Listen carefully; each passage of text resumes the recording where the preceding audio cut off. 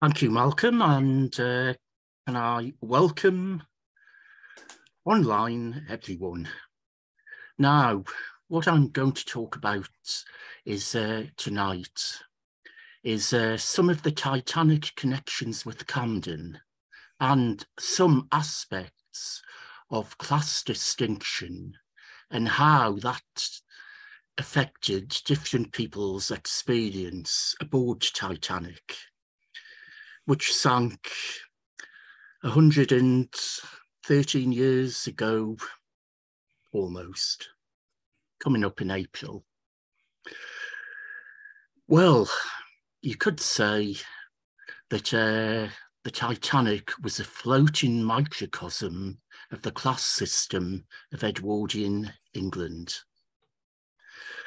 Nowadays, we tend to see it in terms of the opulence of many of its passengers.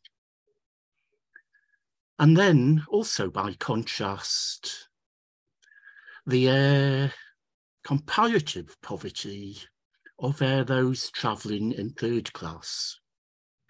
What's often forgotten is that Titanic was not merely a luxury ocean liner. It was also an emigrant ship, taking people to the New World.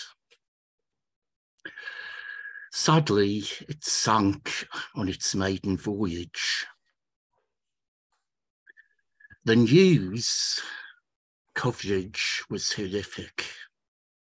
People were shocked that what was seen as the latest in technology of the time, maritime technology, had disappeared so completely. Well, some of the first news headlines were actually that all of Titanic's passengers had been saved and the liner was actually being towed into a safe harbour. You can even see a photograph of the disabled liner. Well, totally impossible. But newspapers can often do wonders with the actual image. So it would have made a nice counterfactual for the Titanic to have been saved. However, as we all know, it was very different in reality. And we wouldn't be talking about it tonight had it been saved.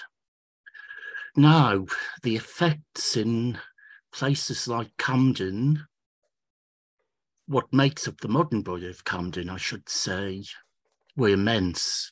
This was a big news story. And also, it was one which seemed to get under the skin of people of the time. In Hampstead, a concert, as you can see, was held for the Titanic Disaster Fund about a month after the sinking. The sinking was on in April, mid-April. So, concert is held in Hampstead to raise money for the survivors.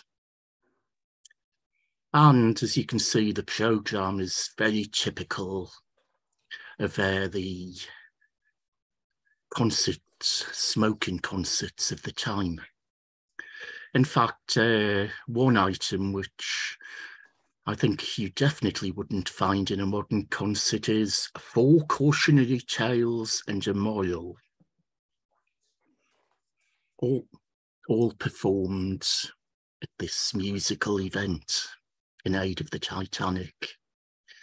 So now you might think, well, why would it have affected places like Camden, Hampstead, St Pancras, Holborn? Well, there were people from these areas who were involved in the sinking. And also, Local businesses were affected. For example, the Prudential Insurance Company paid out a large number of claims. It was based in Holborn, obviously, and I think the number of claims and the total amount paid out by the 9th of May 1912 of over 12,000, nearly 13,000, just shows some of the financial impact of the disaster. Well, I think you'd be surprised at some of the victims. One item with a Camden connection, Holborn one specifically, that went down with the Titanic, was a copy of the Rubaiyat of Omar Khayyam. This was considered one of the most expensive books of the time. It took 2 years to make in the Holborn workshop of Francis Sangorski and George Sutcliffe. It was opulent. It had jewels in it. It used peacock's feathers, and as I say, took 2 years to make. However, it proved very difficult to sell. It was rejected by the Royal Library as being too vulgar. Well, when you consider the wealth of jewels displayed perhaps by someone like Queen Mary or Queen Alexandra, it must have been considered really vulgar. In the end, the volume was sold for £450 to an American collector, Gabriel Weiss. And was in amongst the cargo on Titanic, where it went down with the ship and was never seen again.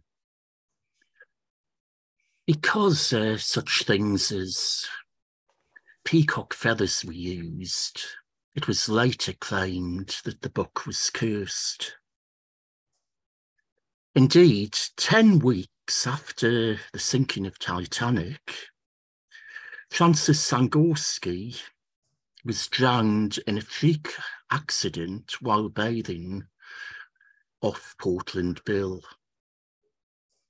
Later, a second version of the book was created, only for it to be burnt in the Blitz. So perhaps there was the curse of the Rubaiyat aboard Titanic.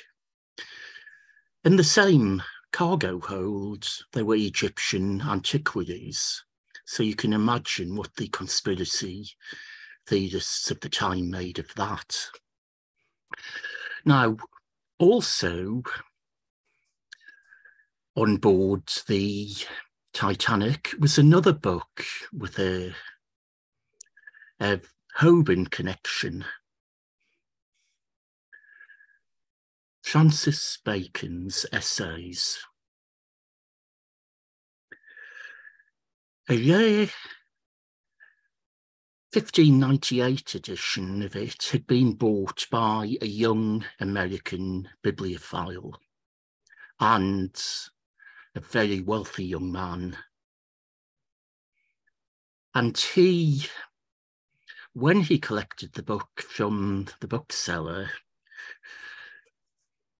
turned to him and said, I'll put it in my pocket and take this Bacon with me.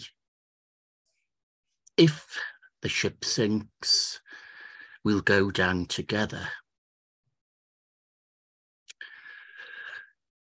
This young man, Harry Widener, lost his life on Titanic. But it was said that in the pocket of his evening dress, of his evening suit, was this very same copy of Francis Bacon's essays. Widener's collections later were donated to Harvard, where they formed the Harry Widener Library, or at least the nucleus of it, of the University Library. But the Bacon book went down on the Titanic. It was, I should say, later replaced. Another edition was found. But the book, the original book, went down. Well, you might say, well, what's the connection with Holborn? You might have noticed it was printed and published in Chancery Lane, 1598, but also Francis Bacon was a bencher at Gray's Inn. So, two very unlikely connections with the Titanic, but very real all the same. Now, as it happened, Harry Widener was travelling with his parents, a streetcar magnate, George Widener, and a socialite, Eleanor Widener. On the last night of the Titanic, they hosted a dinner in the a la carte restaurant in honour of Captain Smith. George Widener's business interests also included the White Star Line, owners of Titanic. Both Widener and his son died. His wife was rescued. But that last dinner was held in the sumptuous surroundings of the a la carte restaurant. There, passengers in first class could pay a supplement for a superior dinner. The restaurant was run as a concession by Gaspare Gatti, more commonly known as Luigi, who ran a couple of London restaurants and employed several people who lived in Holborn and St Pancras. Gatti himself went down with the ship, and you see here an example of the documentation that went along with the bodies that were recovered. Gatti, who was 37, is described as being 45, and all of his effects are listed, including the keys for the restaurant manager. Now, very much the staff of his restaurant was recruited from the staff of his restaurants at Aldwych and in the Strand. And sadly, most of them went down with the ship. They were in a very strange position. Working for a concession, they were considered neither as passengers nor as crew. Well, that's a familiar situation for those of us who have given lectures on cruise ships these days. But this was to have an unfortunate outcome for these men. When the ship was about to go down, the stewards of the Titanic confined them into their quarters. They were put up in third-class cabins, and they weren't allowed to go on deck. So there was no chance of them being saved. Now, many of them were from France, Italy, Belgium, Switzerland. And many of them lived in St Pancras, and also in some of them in Holborn, Little Italy. For example, one man whose body was recovered, Pompeo Piazza, was a waiter who'd actually been born in Holborn. He was very much a member of Holborn's Little Italy community. As I said, most of the restaurant staff went down with the ship. They weren't given any chance of survival. But one man who did was Paul Marget, who was the kitchen clerk. He, when he found out that there was some danger, was told by the steward to just go back to bed and go to sleep. But the alarm was so great that he did try to leave, but was told to go back to his cabin. And the 2 or 3 stewards there wouldn't let him go past. They wouldn't let the waiters go at all, but Marget had an advantage over them. He was dressed just like a passenger in an ordinary suit. He wasn't in his working clothes, and neither was the chef. So the stewards allowed them to go on deck. The rest of the staff were obliged to stay where they were, and that was where most of them died. So, as you'll see, even here, there's a sense of class distinction at work.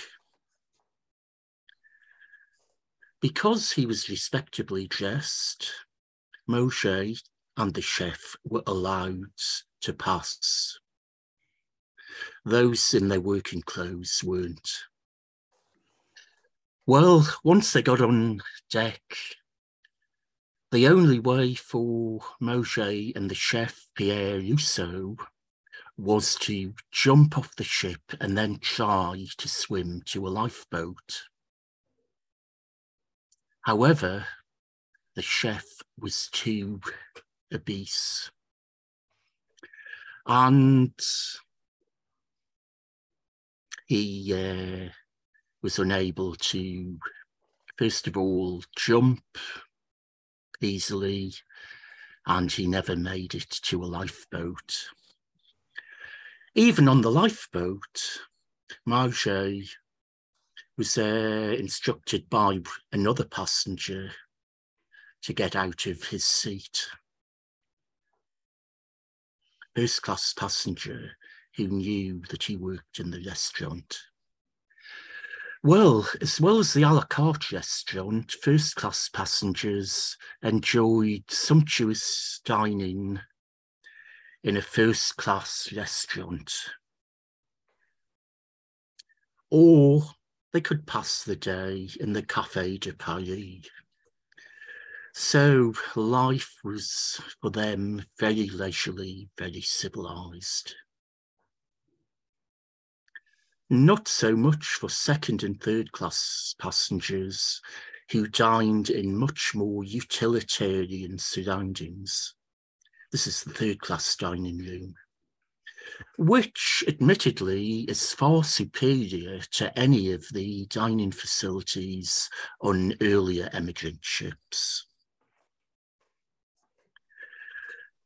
You can actually see the difference between the classes when you look at the menus. There were separate printed menus for each class of passenger, for each meal. And most of the first class menus gave if you like, a coating of culture by the use of French cuisine and terminology. For the second class, the menu was perhaps a little more basic, but still plentiful. And then for the third class, it was perhaps a lot plainer. And it's interesting that on the third class menu, there's a comment asking passengers, third class passengers, to complain and report about any want of attention or incivility by the crew, or any complaints about the quality or quantity of the food. Well, there shouldn't have been any complaints about the quantity, as any of you who've been on cruise ships will know. Basically, food is used to keep people occupied and amused. But they didn't need to put warnings about complaints about incivility on the second class menus, let alone on the first. Well, tending to all of this was the kitchen staff below decks. And William Beer, one of the kitchen porters, he earned £3.10 for the voyage. Had been educated at St Andrew's School in Hatton Gardens. Sadly, he too lost his life. And this is a photograph of the kitchens in which he would have worked. So up to the date, very hygienic, and for the time, very modern and efficient. Also earning £3.15 were the assistant pantry men, who were classed as first-class stewards. Not stewards to the first class, but stewards of the first class. So it was a distinction between different grades of employee. One of them, George Levitt, came from St Pancras, and he was on board ship with his brother-in-law, John William Marriott. Marriott's body was recovered, and what I think is quite sad is that they described any imperfections on his body. So he's described as having a mole under his left nipple. It almost seems obtrusive to get that sort of detail. Marriott had previously been an assistant pantryman on Titanic's sister ship, Olympic, which the previous year had been involved in a collision in the Solent with HMS Hawke. Now, interestingly enough, also among the passengers on that occasion was Harry Widener, the young bibliophile we met earlier. Marriott, though, was alarmed by his experience and wrote in a letter, "I feel half scared to go on her the next trip, but I think I will take a chance and do one more trip in her and then stand by for the new boat, Titanic. Perhaps that one might be more fortunate." No. Also working in the kitchens was William Hine, who, as a baker, was considered quite specialist and earned £4.10. He was only the third baker. The bakers at the top of the tree earned much more. A young man from Hampstead who, again, lost his life and his body was never recovered. And here you can see the bakery on Titanic. Again, quite spacious, very well equipped. But it was all a far cry from the luxurious if not opulent, conditions enjoyed by first-class passengers. And here you can see the grand staircase, which features in many reconstructions of Titanic and films. And you can see how it was all made for display and show. Very comfortable, in many ways like an English country house, or perhaps a grand hotel of the time. There's no photograph of the staircase on Titanic, but this is of one on its sister ship, Olympic. The Titanic also had the latest in modern technology for passengers. And here you can see the lifts they used. And also a sense of the splendour in which they would go down or up for dinner.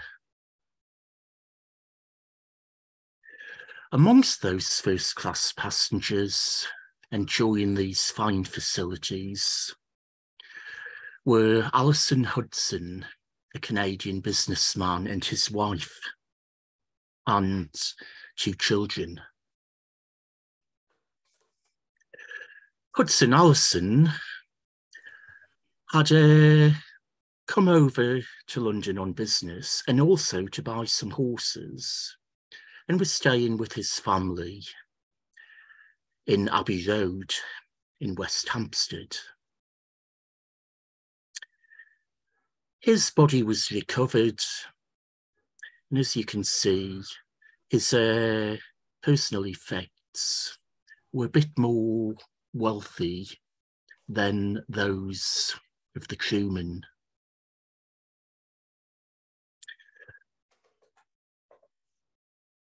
The Allisons, husband and wife, and their son Trevor, went down with the ship. Mrs. Allison had panicked. Her husband tried to calm her, and the nursery maid had taken charge of the daughter, the baby. Unfortunately, she was separated from the Allisons. Mrs. Allison became hysterical. Her husband tried to calm her, and they searched the ship for the missing baby and its nursemaid, Alice Cleaver. They were never seen again. Alice Cleaver and the baby got into a lifeboat and were rescued.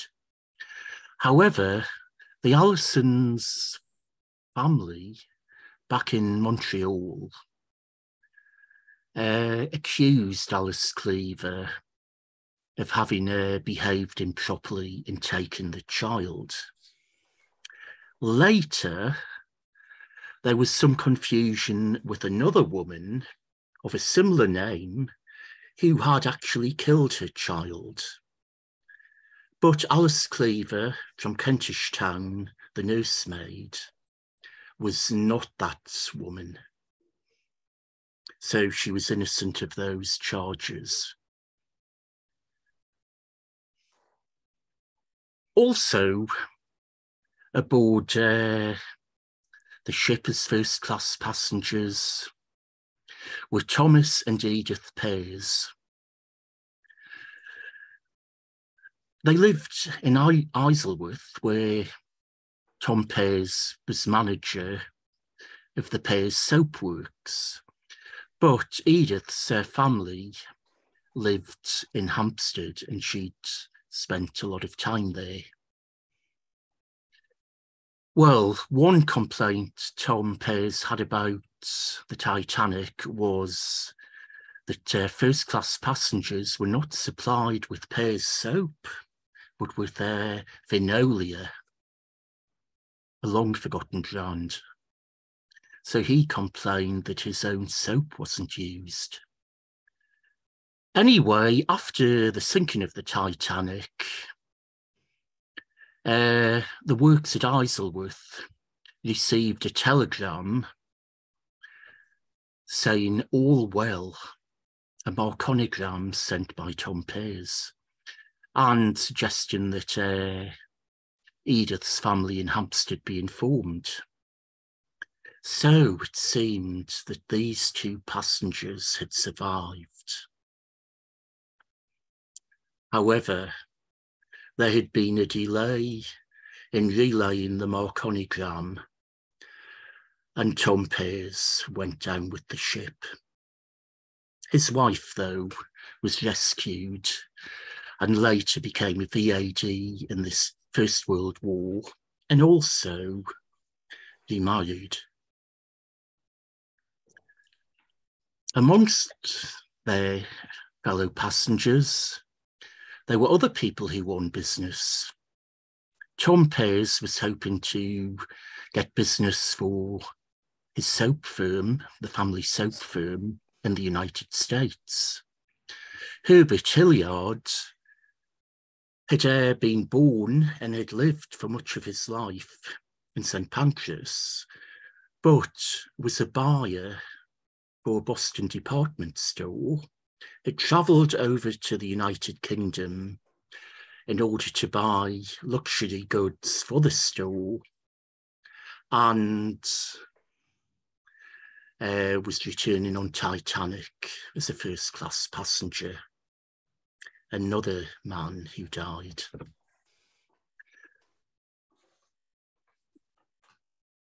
Amongst those passengers was the chairman of the White Star Line, Bruce Ismay, and his personal deck steward and virtual secretary, Ernest Freeman, was from Hampstead. Freeman died, but his master survived. He jumped into one of the last lifeboats to leave and was later to be the victim of a lot of opprobrium for having abandoned his own ship. Now, we often think with the Titanic in terms of women and children first, but that was quite a new concept. In most shipwrecks up to the time, it was whoever could save themselves would save themselves. But with Titanic, there comes the idea that men should sacrifice themselves so women and children should be saved. Now, actually, this was seen as a mark of a gentleman. But whilst 97% of the women passengers in first class on Titanic survived, and all but one of the children, of which there were 6, there was still 33% of the male passengers in first class who survived. So, a third. Compare that with the 8% of second-class men and the 16% of third-class male passengers who survived. So perhaps there's a little bit of mythology there. And the evidence does point to Ismay having helped women and children to board lifeboats until very near the end, when he saw a space on one and just stepped in. But his reputation was to suffer for that for the rest of his life.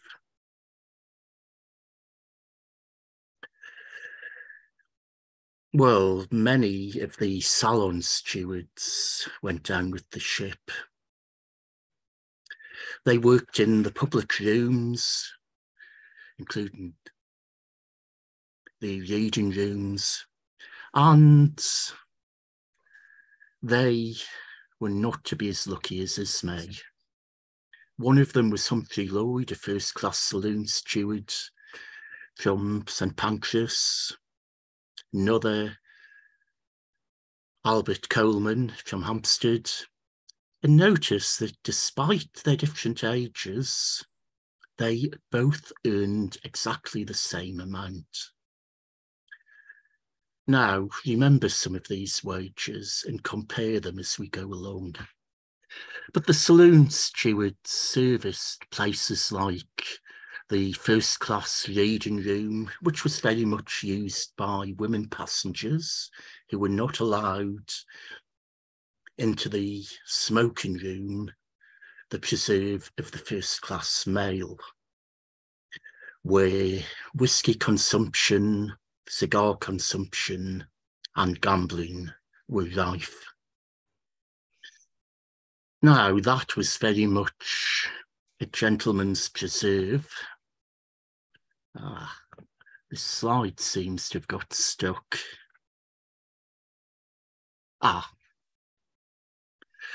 Well, let's go back. And you can just compare that luxury of the first class smoking room with perhaps the more utilitarian atmosphere of the second class, and the positive discomfort of the third class smoking room. Although brochures produced by White Star gave a much more comfortable, more genteel impression. Amongst the second class passengers was Mrs. Kelly, who kept a hotel in Bloomsbury. She was travelling to the United States to help her son to set up in business. She was taking quite a large amount of money.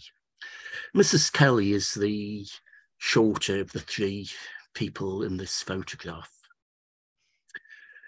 Well, she lost all her personal possessions, all her cash, and had to depend on charity and relief.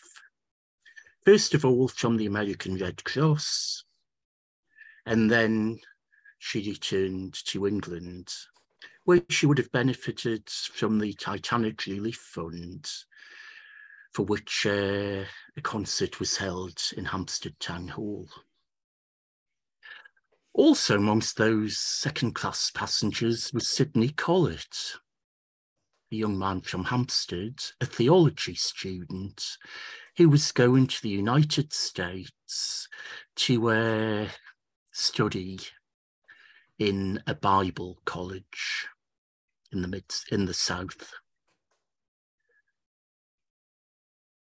He fulfilled a very interesting role on board. There were quite a lot of unaccompanied young women, and male passengers who on their own were encouraged to look after these women, to almost chaperone them. And Collett was found a suitable young lady to look after, a Miss Wright, who was going to New York to get married. And he took charge of her, and indeed saw her onto a lifeboat. He himself was able to get onto another lifeboat, which was quite interesting because a lot of male passengers were actually being prevented from joining their families on lifeboats. Quite a lot of the first-class passengers saw their wives or their children into a boat and then withdrew. The richest man on board, John Jacob Astor, asked if he could get on board with his pregnant wife, who was considerably younger than him, and was told no. He just accepted it. But in a few cases, Titanic officers were allowing first and second class men onto the boats. In some cases, they allowed young couples who were honeymooning to stay together. And also, in time, just anybody they thought was respectable. Meanwhile, other passengers were being forcibly stopped. There were rumours that some third-class passengers, Italians, believed or not, who were considered to have less restraint than Western Europeans, an illustration of some of the prejudices of the time. It was said that some of them had rushed the boats and had been shot, though it was very unlikely that anyone was actually shot. Shots were fired to warn them. But anyway, Collett was able to get onto a boat, and he described the sound of the sinking as being like the noise on a football field, not loud like a shout of victory, but hushed. And also, he described the sinking as the ship went down, broken into two parts, as being almost like something on a magic lantern show. Well, Collett continued his biblical studies in the United States, but was hazed by some of his fellow students and had acid tossed into his face. Well, he's quite a young man, but here, when you see him on Carpathia, the rescue ship, he looks a lot older than his years. Collett, being very religious, had attended a church service that was held on the last night in the second-class dining room. And in fact, Miss Wright, where he was accompanying, chaperoning, had actually sung one of the hymns. The service was conducted by Ernest Carter, the vicar of St Jude's Church in Whitechapel, who'd been educated in Holborn. Ironically, one of the hymns was Eternal Father Strong to Save, for those in peril on the sea. Carter himself said, "It is the first time hymns have been sung on this boat on a Sunday evening, but we hope and pray it won't be the last." Well, passengers were expected to have a good time on their crossing. And here you can see a brochure illustration of a sunny day on the second-class deck. Well, this is more illustrative of what conditions were like on that second-class deck on that voyage. As you can see, everybody is warmly dressed. It was a cold April. Well, we often think that many of the third-class passengers were emigrants and they were poor. Not all of them were. Daniel Coxon, who'd been born in Gospel Oak, but now lived in Wisconsin, was a dealer, third-class passenger, who'd returned to Europe on holiday and booked his passage back to the States on Titanic. But he was saving money and travelling third class. He did say that he was looking forward to getting home and returning to work, for I'm getting a little tired of fooling around. One interesting passenger with a connection with the modern borough of Camden was Alfonso Mayo. He made violins and was carrying a violin with him for a customer in the United States. So he was on a business trip.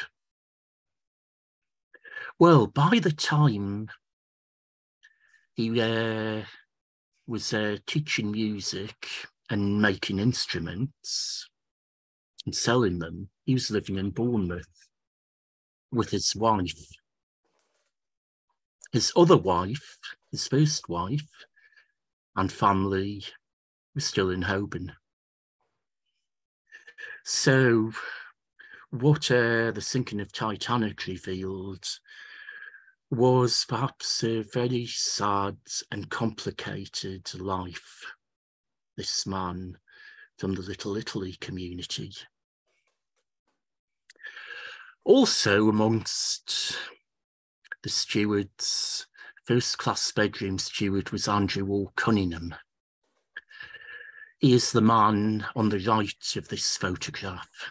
He survived and was questioned by the American Court of Inquiry into the sinking as to why he and so many fellow stewards, 2 others of them seen here, had survived.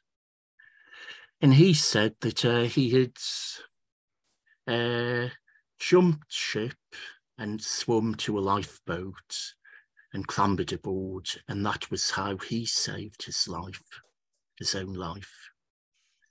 But there was concern about the number of crew who survived when passengers died. Well, as bedroom stewards, there was again a variety of accommodation.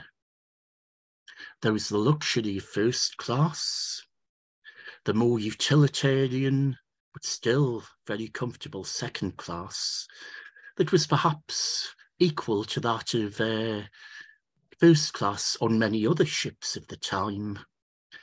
And then the bunks of the cabins in third, which were in many cases very basic, very uncomfortable, but again, better than steerage on some ships. Now, one of the interesting occupations of a crew member, that of Ernest Roscoli Olive from St Pancras, was that he was described as a first-class presser. His job was to see to the wardrobes of first-class passengers, maintain them, press them, and also do any repairs needed.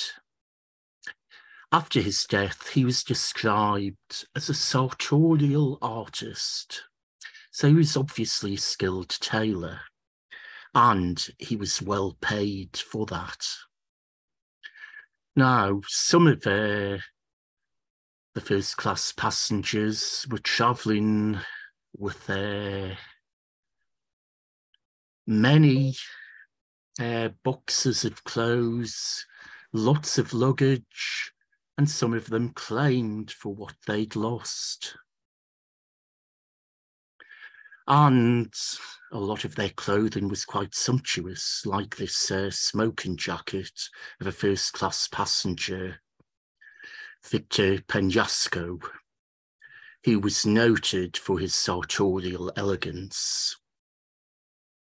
The smoking jacket has survived and appeared in many Titanic exhibitions. He was said to have learnt his English amongst the tailors of Savile Row when being measured for his suits. And here you can see the claim of John Snyder, a survivor on honeymoon at 24 years old. And you can also see the clothes he and his wife jumped ship in. So gives you an idea of what the well-dressed couple wore for sinking. Also amongst the passengers was a dress designer, Lucy Duff Gordon, and her husband, Sir Cosmo Duff Gordon. In later life, Lady Gordon lived in Hampstead, but she was well known as a dress designer and couturier, very fashionable. And she enjoyed all the pleasures of an Atlantic crossing, but was shocked by the ending of that voyage. Now, she and her husband escaped on board a lifeboat where there were 12 people. 7 of them were members of the crew, and 3 of them the Duff Gordons and their companion.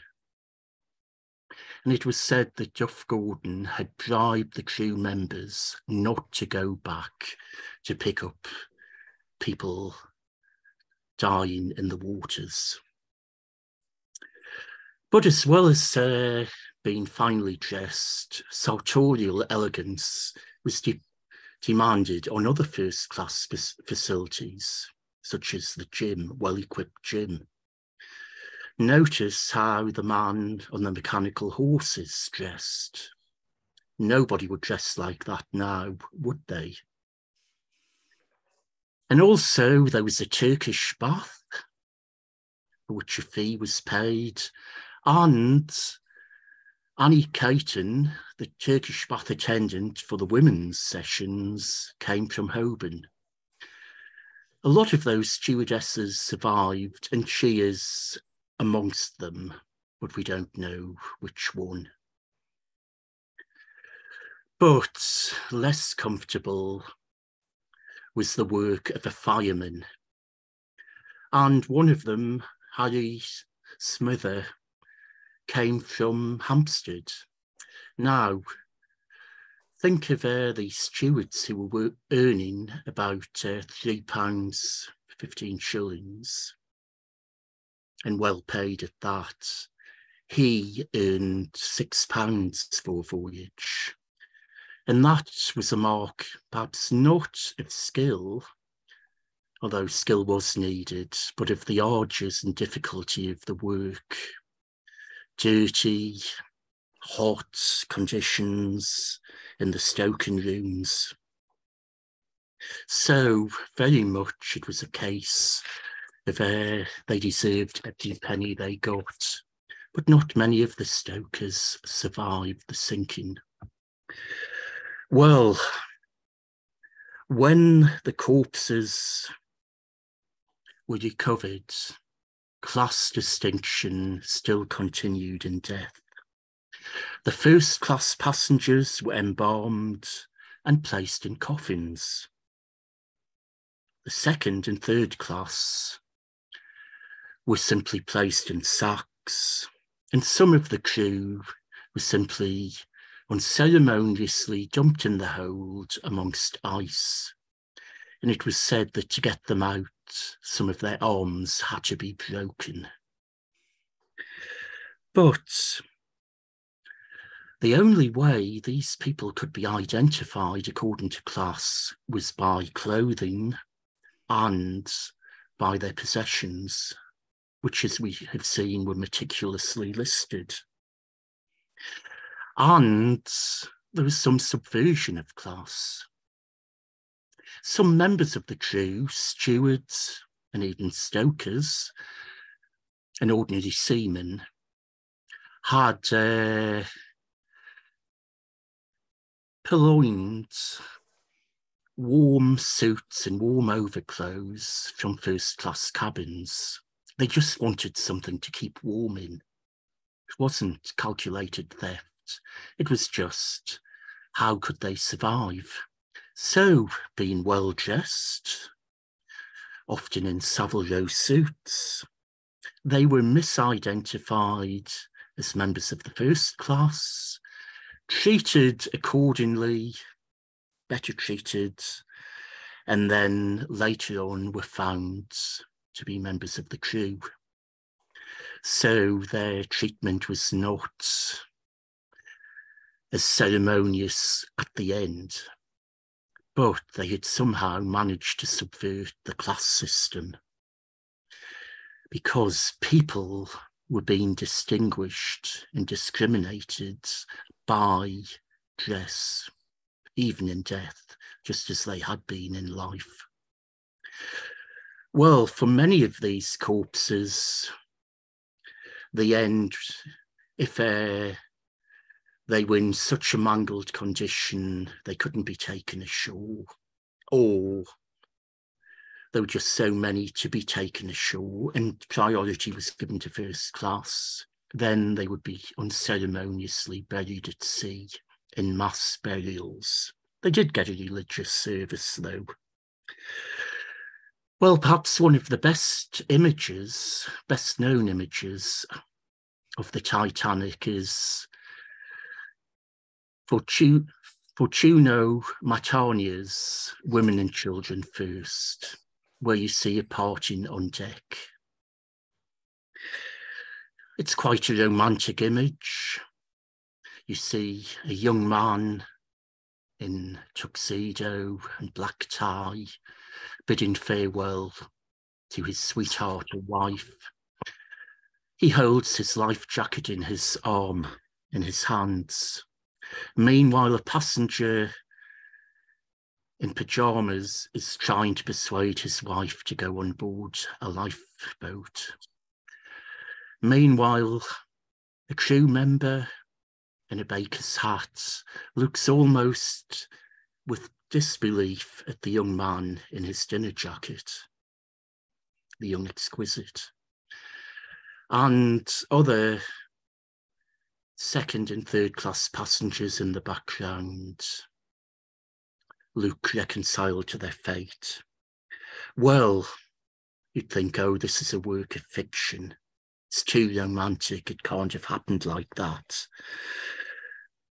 But Matania, the artist, actually was using an account by a steward who'd survived and said that the man in the dinner jacket was standing exactly as he's depicted, and that details had been adjusted by the artist at the request of the steward. And even the abandoned shoe in the foreground was actually there. So it does, in a way, have a realistic aspect to it. Okay, it's romanticised, but it's based on truth and shows class distinction on Titanic together with the hubris of the age. And that was how Titanic sank. Well, thank you very much indeed, Kevin. It's quite a surprise to learn so much and so many people locally. We did have one question. Oh, yes, please do. Right. Where did you find all the pictures, Kevin? With a lot of difficulty. Has it taken you years? I had to search a lot of different places, and some of them come from newspapers, so the quality isn't as good as it could be. Some I've managed to take myself, so more modern things.